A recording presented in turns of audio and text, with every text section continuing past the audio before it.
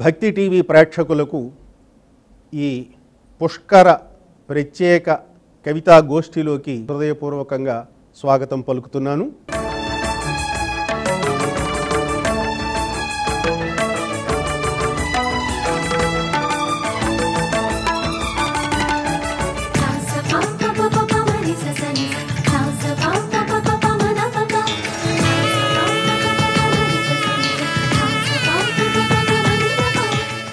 మనం ఇప్పుడు కడిమెళ్ళ వరప్రసాద్ గారి పద్య కవిత్వం విందాం. పుష్కర గోదావరి ఆవిష్కృతి సంస్కృతికి, పుష్కర గోదావరి ఆవిష్కృతి సంస్కృతికి, ధర్మ వృద్ధికి, జడ మస్తిష్కముల కూర్చు చేతన, జడ మస్తిష్కముల కూర్చు చేతన, పుష్కళముగ పుణ్యమిచ్చు, పుష్కళముగ పుణ్యమిచ్చు పూజ్యాపగయై. ప్రళయోరభేదహాని పుష్కరం పుష్కలం. అదే పైన పుష్కరం కింద పుష్కలం. పుష్కలం ఏమని పల్కుదు, ఏమని పల్కుదు, ఏమని పల్కుదు గౌతమి నిన్, గౌతమి నిన్. ఏమని పల్కుదు, ఏమని పల్కుదు, ఏమని పల్కుదు గౌతమి నిన్. రాముడు సీతయు స్నానము చేసిన రమ్యతరాపగ గౌతమియే. రాముడు సీతయు స్నానము చేసిన రమ్యతరాపగ గౌతమియే. ఆమె మహత్వము పుష్కర వేళలయందు పదింతలుగా పెరుగున్. ఆమె మహత్వము పుష్కర వేళలయందు పదింతలుగా పెరుగున్. క్షేమము సంగును యోగము సంగును, యోగక్షేమం వామ్యం కదా. క్షేమము సంగును యోగము సంగును, చేయుము స్నానము భక్తి మెయిన్, చేయుము స్నానము భక్తి మెయిన్, చేయుమ స్నానము భక్తి మెయిన్. బాగుంది, చాలా సంతోషం.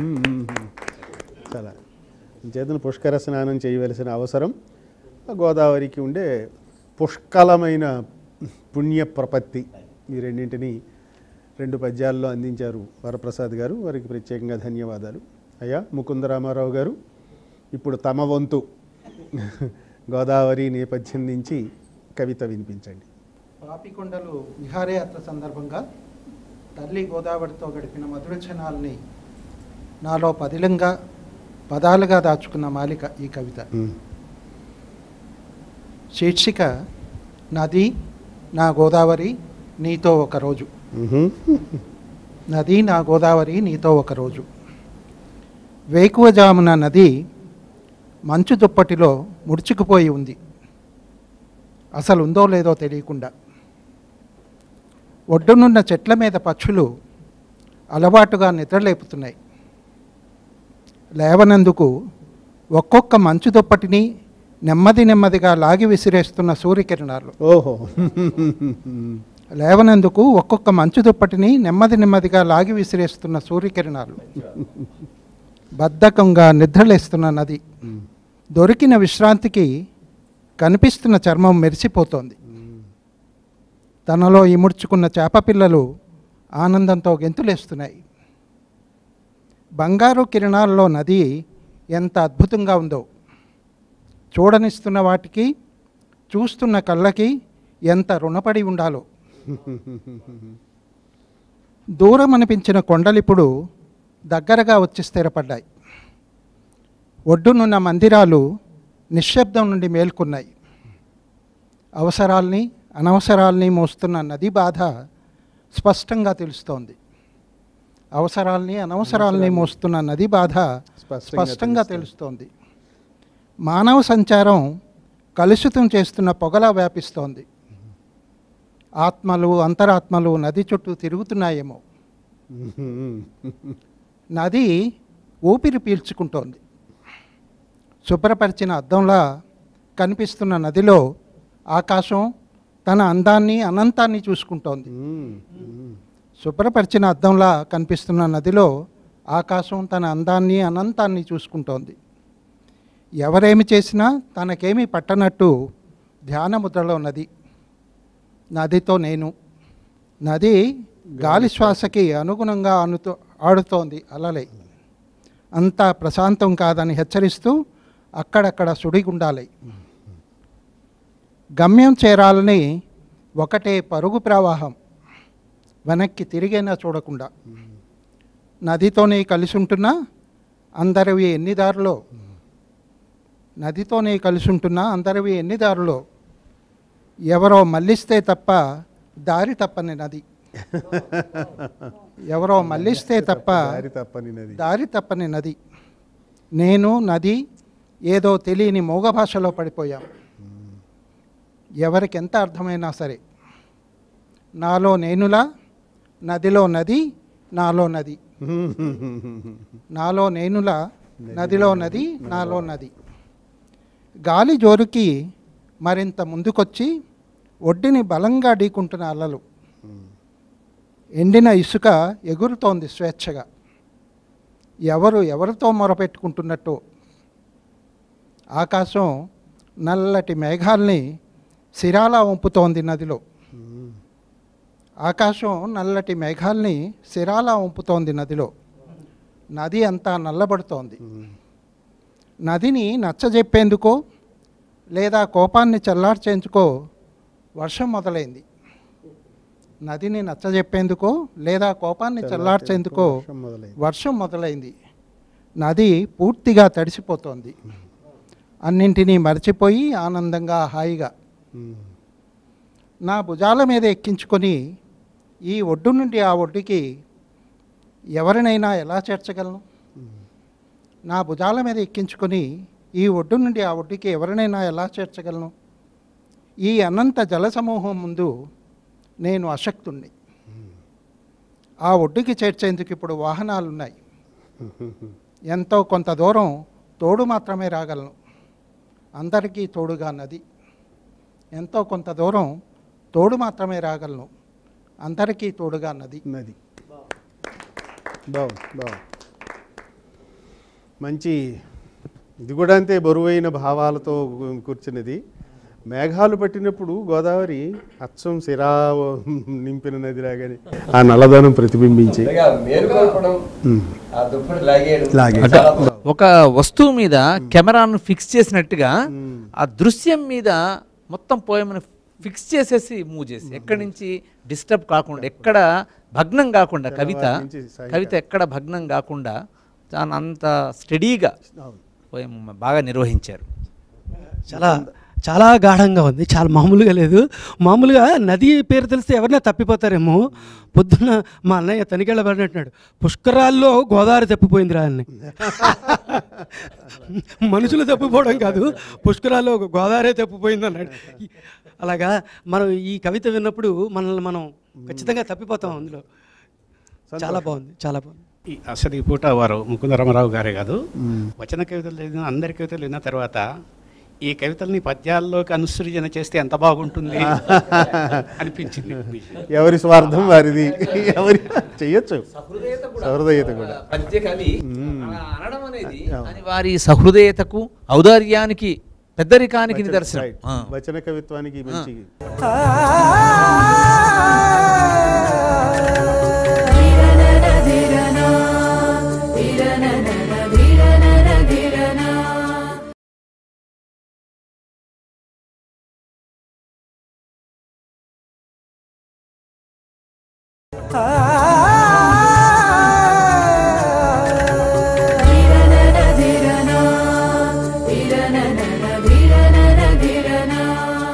గోదావరి పుష్కరాల సందర్భంగా ఏర్పాటైన ఈ కవి సమ్మేళన కార్యక్రమంలోకి సాదరంగా మీకు పునఃస్వాగతం పలుకుతున్నాను.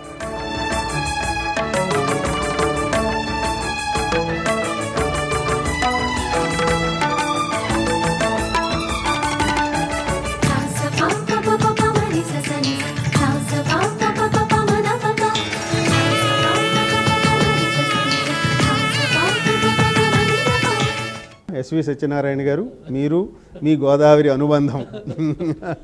నదిని నదీమ తల్లిగా, నేలను నేల తల్లిగా, దేశాన్ని దేశమాతగా, రాష్ట్రాన్ని రాష్ట్రమాతగా గౌరవించే సంప్రదాయం మనది. గోదావరి అనగానే ఎందుకో అమ్మకు గోదావరికి పోలికలు ఎక్కువ కనపడ్డాయి నాకు. గోదావరి తల్లి, గోదావరి మాత అనడం వేరు, అమ్మలాగే గోదావరి, అమ్మలాగే గోదావరి అనేక జలచరాలకు జన్మనిచ్చి పెంచి పోషించే కన్న తల్లి. అమ్మలాగే గోదావరి అనేక జలచరాలకు జన్మనిచ్చి పెంచి పోషించే కన్న తల్లి. పుట్టినింటా మెట్టినింటా సిరి సంపదలు పెంచే కల్పవల్లి. మానవ సమూహాలకు ఆట మాట పాట నేర్పే ఆది గురువు. ఆకలిగొన్న బిడ్డలకు ఆదరువు చూపే దయామయి.